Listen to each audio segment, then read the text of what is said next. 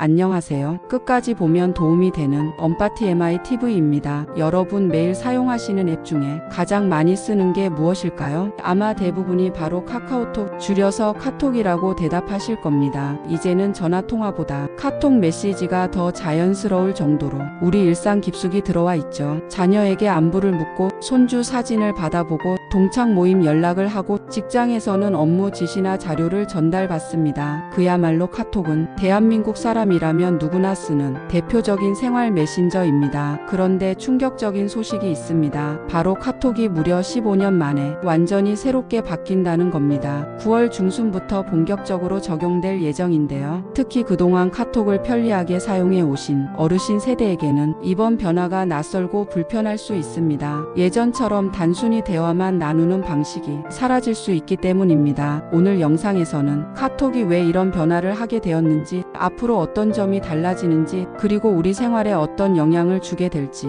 하나씩 자세히 알려드리겠습니다. 지금까지 카톡이 사랑받아온 가장 큰 이유는 단순함이었습니다. 휴대폰에 저장된 전화번호만 있으면 자동으로 친구 목록이 생기고 원하는 사람과 바로 대화를 시작할 수 있었죠. 특히 스마트폰 사용이 서툰 어르신들에게도 큰 장벽 없이 다가갈 수 있었던 이유가 바로 이 단순한 구조 때문이었습니다. 그런데 앞으로는 이런 전화번호 기반 친구 목록 기능이 완전히 사라질 수 있다고 합니다. 대신 새로운 방식으로 친구를 관리하고 소통하게 될 거라는 소식인데요. 여기에 광고도 본격적으로 들어옵니다. 지금까지 카톡은 광고 걱정이 거의 없었습니다. 필요 없는 배너가 갑자기 튀어나오거나 원치 않는 영상 광고를 본 적은 거의 없으실 겁니다. 하지만 앞으로는 달라집니다. 사진이나 동영상을 보는 사이사이에 광고가 삽입된다고 합니다. 무료 서비스이니 어느 정도 이해할 수도 있지만 문제는 피로감입니다. 내가 원하지 않아도 광고를 보게 되고 시간이 빼앗기고 짜증이 날 수 있습니다. 특히 어르신들 중에는 광고와 실제 게시물을 구분하지 못해 원치 않는 화면을 잘못 누르게 되는 경우도 생길 수 있습니다. 결국 불필요한 결제 화면이나 홍보 페이지로 넘어가 불편을 겪을 수도 있죠. 또 하나 중요한 변화는 일상 공유 방식입니다. 지금까지 카톡은 내가 원할 때만 원하는 사람에게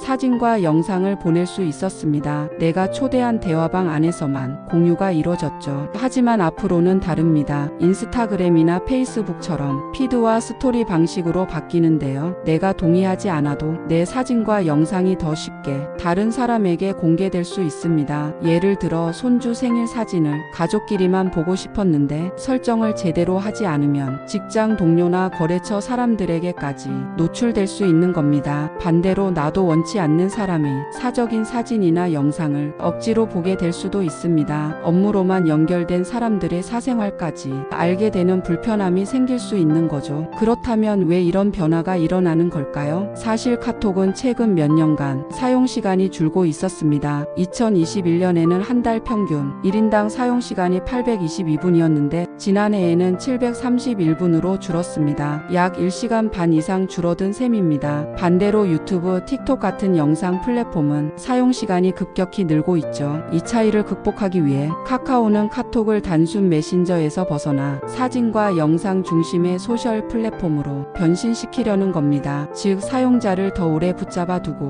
그 사이에 광고를 넣어 매출도 늘리겠다는 전략입니다. 젊은 세대는 인스타그램이나 틱톡 같은 소셜 미디어에 익숙합니다. 사진을 올리고 스토리를 보는 게 자연스럽죠. 하지만 시니어 세대는 다릅니다. 메신저는 단순해야 편한데 갑자기 낯선 기능이 붙으면 혼란스러울 수밖에 없습니다. 대화만 하려고 들어갔는데 원치 않는 사진과 광고가 계속 나온다면 얼마나 불편하실까요? 특히 스마트폰 사용에 익숙하지 않은 분들은 공개 범위 설정 자체가 부담스러울 수 있습니다. 결국 사생활이 원치 않게 공개되거나 개인 사진이 의도치 않게 퍼질 위험이 높아질 수 있습니다. 앞으로 바뀌는 카톡의 핵심은 크게 세 가지로 볼 수 있습니다. 첫째, 전화번호 기반 친구 목록이 사라지고 소셜미디어 구조로 바뀝니다. 둘째, 사진과 영상 공유가 더 많아지고 강제성이 커집니다. 셋째, 광고가 본격적으로 들어와 피로감이 늘어날 수 있습니다. 따라서 이제는 내 게시물 공개 범위 범위를 꼼꼼히 확인하고 누구에게 내 사진이 보일지 미리 설정해 두는 것이 필요합니다. 또 광고 노출이 늘어나면 사용시간 관리도 필수입니다. 괜히 카톡에 들어갔다가 의도치 않게 시간을 허비하지 않도록 주의해야 합니다. 앞으로 실제 변화가 적용되면 처음엔 많이 낯설고 불편할 수 있습니다. 하지만 조금씩 기능을 익히고 설정을 조정해 나가신다면 불편을 줄일 수 있을 겁니다. 이제 카톡은 단순 메신저가 아니라 광고와 콘텐츠가 결합된 소셜 플랫폼으로 바뀌어 갑니다. 물론 무료 서비스를 유지하기 위한 불가피한 선택일 수 있습니다. 하지만 우리 같은 일반 사용자에게는 큰 변화와 불편함으로 다가올 수 있습니다. 특히 시니어 세대는 새로운 환경 때문에 적응이 쉽지 않을 수 있고 사생활 침해 위험까지 커질 수 있습니다. 따라서 앞으로는 카톡이 어떻게 변하는지 꼭 지켜보셔야 하고 새로운 기능이 나오면 미리 연습해 두시는 게 좋습니다. 오늘 전해드린 내용이 여러분께 도움이 되셨기를 바랍니다. 9월 이후 실제로 변화가 적용되면 그 구체적인 모습과 대처 방법에 대해서도 다시 알려드리겠습니다. 오늘도 끝까지 시청해 주셔서 감사합니다. 구독과 좋아요, 알림 설정 꼭 부탁드립니다. 다음 영상에서 또 뵙겠습니다.